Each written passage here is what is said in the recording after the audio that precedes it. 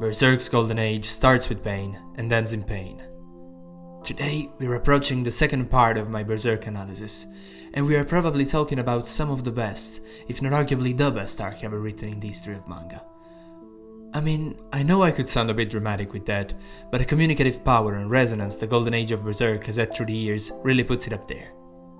All of Miura's inspiration taken from Devilman emerges in this saga, the psychological depth of the characters really pulls in, and the memorable sequences and sentences in this part of the manga are some of the most acknowledgedly universal. In case you don't know anyway, I've already analyzed Berserk's first arc in this video right here, go check it. Berserk's Golden Age is a very long flashback to the past. All the events in it take place before the Black Swordsman arc, and it works a bit like a Bilndungsroman, covering Guts' life from the day he was born up to the most tragic event in his life, the Eclipse. Anyway, Guts' life is an unconscious tragedy even before it begins, since his life originates from death, his mother's death. Guts comes to life through pain and death, and that's the first, surely not the last brand that he'll carry in his life. Shizu and Gambino act as very atypical parents to the kid. She dies because of the plague when Guts is still 3, and Gambino, leader of a mercenary corps, embraces his father role only in the form of training Guts like one of his mercenary soldiers. That's the only thing Guts was taught during his childhood. Not dealing with emotions, certainly, not showing them, not making friends, just wielding a sword and fighting, carrying day after day new traumas. Guts is raped by Donovan, a member of the mercenary corps, then rejected by his foster father, who blames him for his foster mother's death. Guts, who as a child is treated like he's cursed, or even like he's a curse himself. In insight, this is what in Greek tragedy would be called tragic irony. Guts is yet to be cursed with the brand of sacrifice, but he's already treated like he is.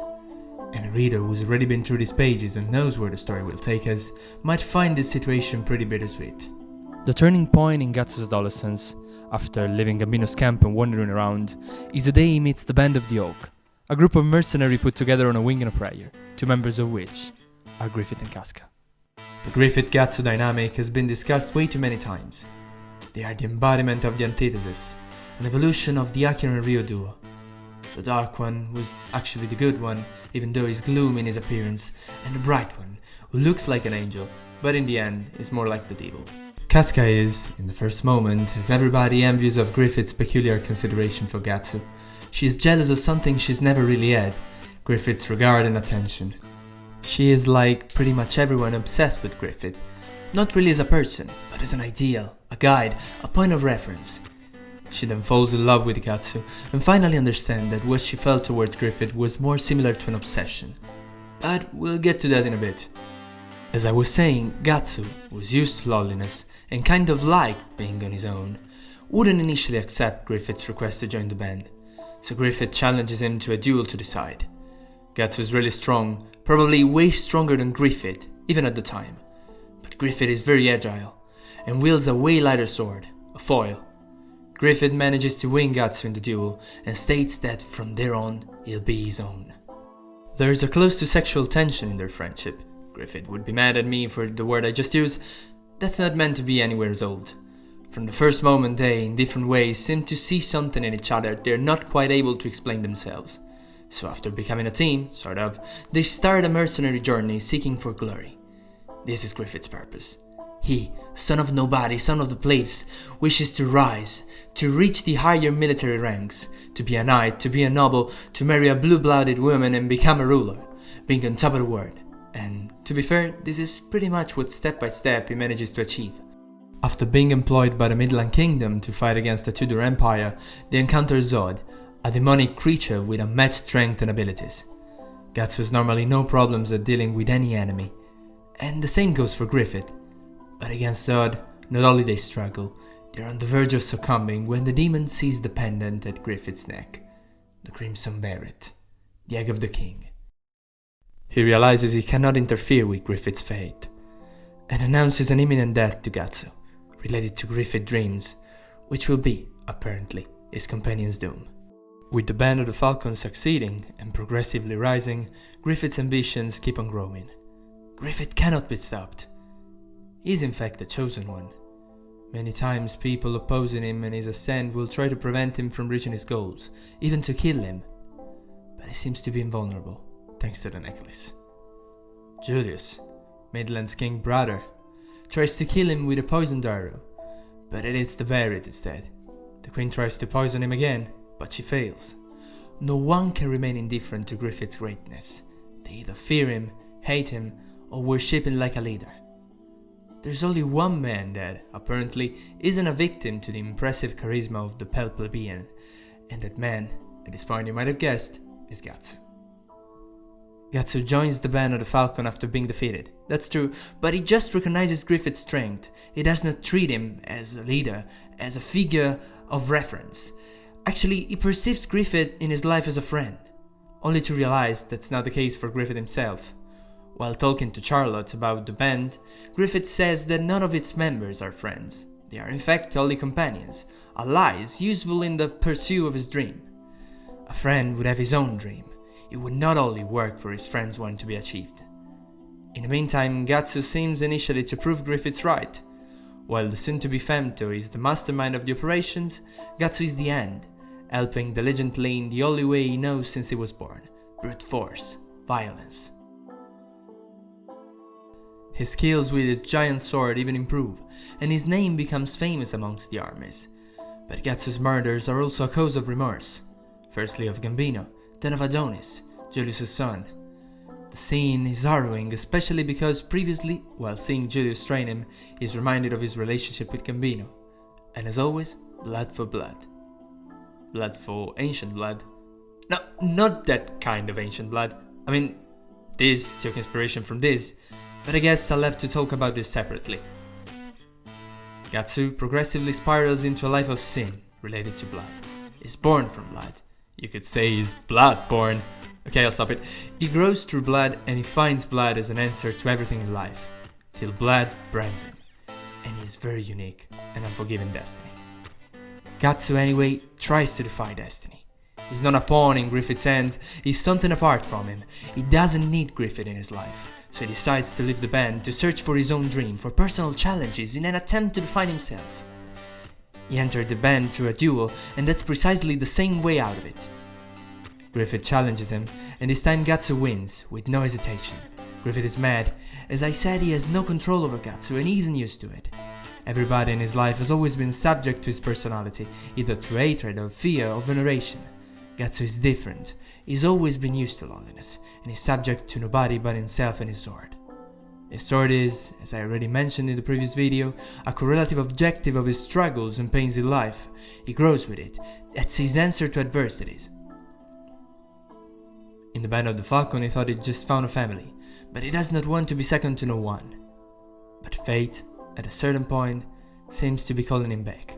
Griffith's completely gone mad since Gatsu's departure, and in a dangerous state of alteration, decides to get into Charlotte's room through the window. His aim was to marry her after making her fall in love with him, thing that's already happened, but he ends up prematurely seducing and making love with her. Her handmaid sees Griffith while peeking, and she's found guilty by her father, as blood's found under her bedsheets. A father who is not only simply angry with Griffith, but also morbidly obsessed with Charlotte and her body, condemns the Falcon, who doesn't make any resistance to imprisonment, during which he's cruelly tortured. While Guts is away searching for appropriate challenges, all the other members of the band, Casca included, feel lost. They've lost their relevance, their name, and tons of people have left the corps since the leader's been missing. When Gatsu casually finds his way back to them, Casca at first vents to Gatsu, saying that he's the reason for Griffith's imprisonment. But then, love between the two of them, two lonely souls who've never been loved by anyone, finally blossoms. They kiss, they make love, and Casca gets pregnant with Gatsu's child. The rescue of Griffith is a pretty simple action section, nothing too special, but the important part is afterwards. What remains of the band finds an unrecognizable version of the Falcon, but still manages to save him and bring him back with them safe with the help of Charlotte. The last very important moment before the eclipse is Wild's appearance. Gatsu seems the only one able to challenge the abomination, but when it seems dead it arises again, and it's put to sleep only by Zod's intervention, who, like fate himself, prevents an indisciplined pawn to interfere with destiny. Griffith is meant to become one of the great ones. so nobody can harm him before he's face to face with the God End. Griffith's desperate. He can't talk since his tongue's been cut. He can't walk or move since all his tendons have been severed. He's also jealous of Guts, only because he's still able to do all the things he never will. Anyway, after a year of tortures, Griffith has not forgotten his dream. The scenes, from here on, become metaphorical. The unattended carriage he manages to commandeer should lead to the castle of his dreams, symbol of the social ascent he's always yearned for. He also dreams about another possible life, in which he would have married Casca and had a normal life. Then, in a pure state of despair, trying to commit suicide, he finally manages to activate the Barret. The eclipse starts, and while demonic apostles approach, the band is transported to another dimension. Here they meet 4 godly creatures, the members of the God End, which welcome Griffith to the Nocturne Festival and explain to him that his rebirth as a demon will depend on whether he accepts or not to sacrifice what he cares about the most. In the recess of his consciousness, he sees his dreams, everything he went through in order to achieve them. The pile of corpses is left behind, and realizes that it's only because of Guts that he ended up forgetting about his dream. Coming to terms with it, he accepts to sacrifice his companions to ascend one last time. A mass slaughter, as they all get branded, takes place. All the members of the group are violently killed, and while Guts is trying to fight back, his arm is severed by a demon. He is now stuck, forced to watch Griffith, now reborn as Phantom, Casca. The Skull Knight rushes on the Eclipse and manages to carry Guts and Casca out of it. In the meantime, the God End hails Femto's birth to conclude the Eclipse. Casca, because of trauma, has now repressed all her previous memories, and when they wake up in Godot's cave, has regressed to an infantile version of herself. Guts and Casca's child comes anyway to life, but tainted by Griffith. The demonic creature then fades away at sunrise. The blacksmith in the meantime crafts an incredibly heavy sword for Guts, the Dragon Slayer we all know, and he embarks himself, once again alone, in a journey of revenge against his new sworn enemies, the Apostles and the God End. He thought he'd found a friend, a family, love, just to lose it all in the blink of an eye, and he's once again a lone wolf against the world.